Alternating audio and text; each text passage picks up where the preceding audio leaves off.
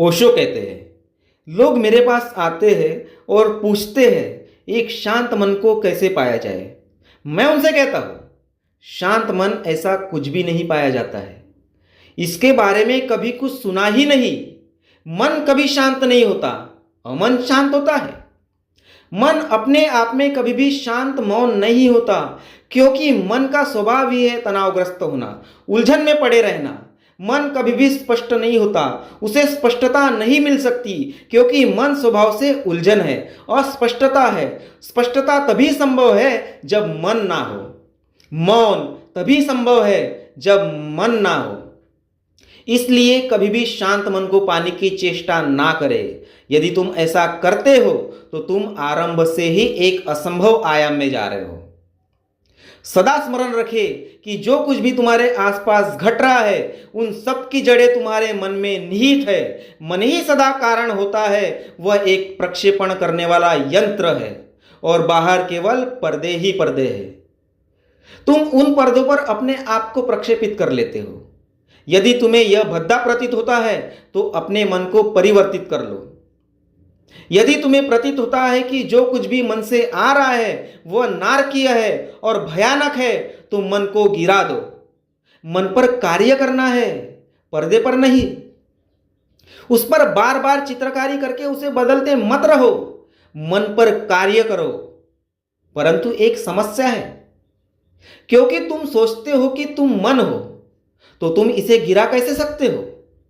तो तुम्हें लगता है कि तुम सब कुछ गिरा सकते हो, सब कुछ बदल सकते हो, उसे फिर से रंग सकते हो, फिर से संवार सकते हो, पुनर्व्यवस्थित कर सकते हो, किंतु तुम खुद को कैसे गिरा सकते हो?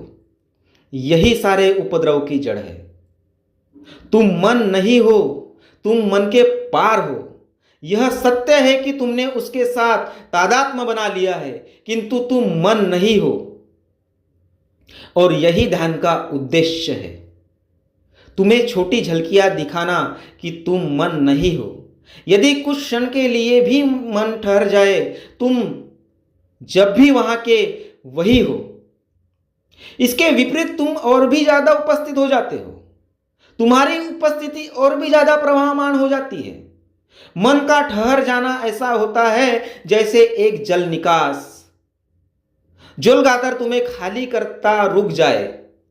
अचानक तुम ऊर्जा से भर गए, तुम और संवेदनशील हो गए।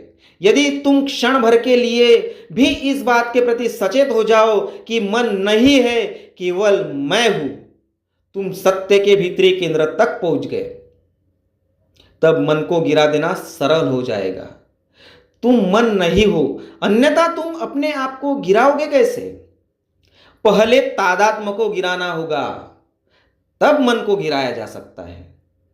जब मन के साथ सारे तादात्म्य गिरा दिए जाए, जब तुम पर्वत पर बैठे एक दृष्टा रह जाते हो और मन अंधेरी घाटियों के गहराइयों में छूट जाता है, जब तुम सूर्य से प्रकाशित शिखरों पर होते हो, बस शुद्ध साक्षी दृष्टा मात्र देखते हुए, परंतु किसी भी चीज से कोई तादात्म्य ना बनाते हुए, अच्छा या बुरा, पापी या पुण्यात्मा, यह या वह, केवल एक शुद्ध उपस्थिति, एक श्वास, एक धड़कता हुआ हृदय, उस द्रष्टा भाव में सब प्रश्न मिट जाते हैं। मन मिट जाता है, पिघल जाता है, भाव बन जाकर उड़ जाता है। तुम बस एक शुद्ध आत्मा की तरह रह जाते हो। एक शुद्ध अस्तित्व, एक श्वास, एक हृदय की धड़कन, पूर्णता क्षण में, ना अतीत ना भविष्य, इसलिए वर्तमान भी नहीं। मन भ्रामक है, जो होता तो नहीं पर दिखता है, और इतना दिखता है कि तुम सोचते हो कि तुम मन हो। मन माया है, मन मात्र एक स्वप्न है, मन एक प्रक्षेपण है, एक पानी का बुलबुला जिसमें कुछ भी नहीं है, परंतु एक पानी का बबुला नदी में तैरता प्रतीत होता है। सूरज बस उग ही रहा है, किरणें बुलबुलों में प्रवेश करती और इंद्रधनुष निर्मित हो जाता है, और उसमें कुछ भी नहीं है। जब तुम बुलबुले को छूते हो तो वह टूट जाता है और सब कुछ मिट जाता है। वो इंद्रधनुष, वो सौंदर्य, कुछ भी नहीं बचता, केवल शून्यता ही अनंत शून्य के साथ एक हो जाती है। वहां बस एक दीवार थी, एक बुलबुले की दीवार। तुम्हारा मन बस एक बुलबुले की दीवार है। भीतर तुम्हारा शून्य है, बाहर मेरा शून्य। यह मात्र एक बुलबुला है। छेद दो और मन विदा हो जाएगा। तुम कहते हो आप मन के इतने विरुद्ध क्यों है? मैं मन के विरुद्ध में नहीं हूं। मैं केवल एक तथागत बात कर रहा हूं। मन क्या है? यदि तुम देख लो कि मन क्या है तो तुम इसे गिरा दोगे। जब मैं कहता हूं कि मन को गिरा दो, तब मैं यह मन के विरोध में नहीं कह रहा। मैं तुम्हें केवल यह स्पष्ट कर रहा हूं कि मन क्या है,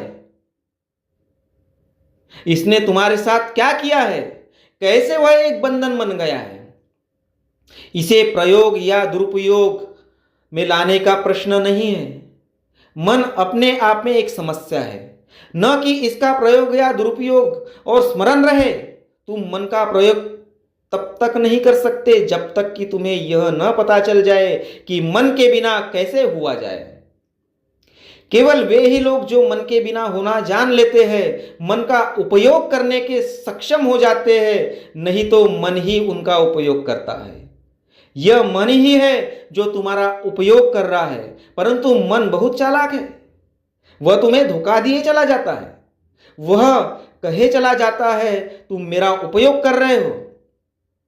यह मन है जो तुम्हारा उपयोग कर रहा है, तुम्हारा उपयोग हो रहा है। मन तुम्हारा मालिक बन गया है, तुम उसके गुलाम। परंतु मन बहुत चालाक है। वह तुम्हारी खुशामद करता चला जाता है। वह कहता है मैं केवल एक उपकरण हूं, तुम मेरे मालिक हो। लेकिन देखो, दिमाग की व्यवस्था पर गौर करो। यह कैसे इसका इस्तेमाल करते जाता है। तुम्हें लगता है कि तुम उसका उपयोग कर रहे हो। तुम उसका उपयोग तभी कर सकते हो जब तुम्हें पता चले कि तुम उसके पृथक हो, वरना तुम इसका उपयोग कैसे करोगे? तुम इसके तादात्म्य बने हुए हो। क्या मन और चेतना दो अलग वस्तुएं हैं?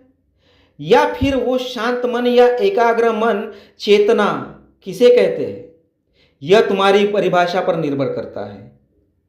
पर मेरे अनुसार मन वह हिस्सा है जो तुम्हें दिया गया है, वह तुम्हारा नहीं है। मन का अर्थ है उधार लिया गया। मन का अर्थ है वह जो बनाया गया हो।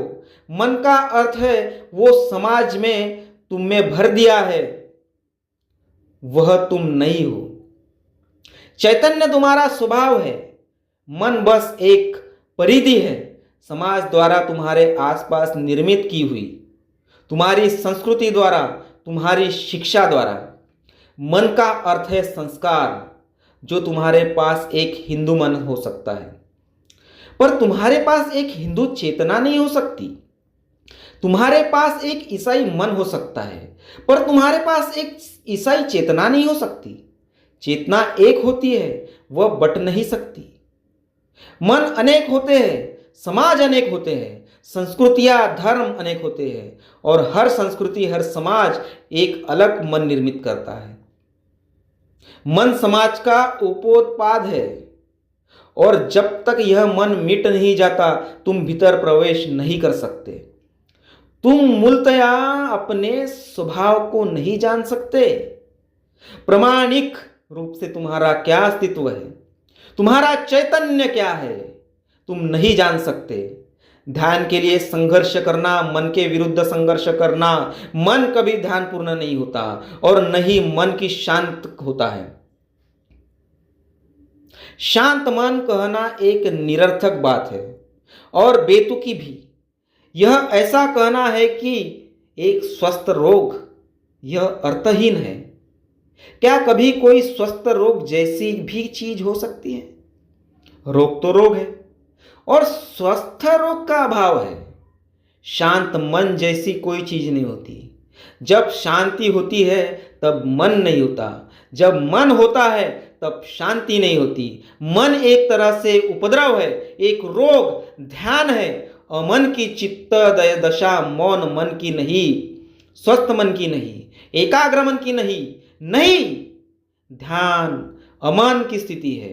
तुम्हारे भीतर कोई समाज नहीं, कोई संस्कृति नहीं, बस तुम्हारी शुद्ध चेतना के साथ।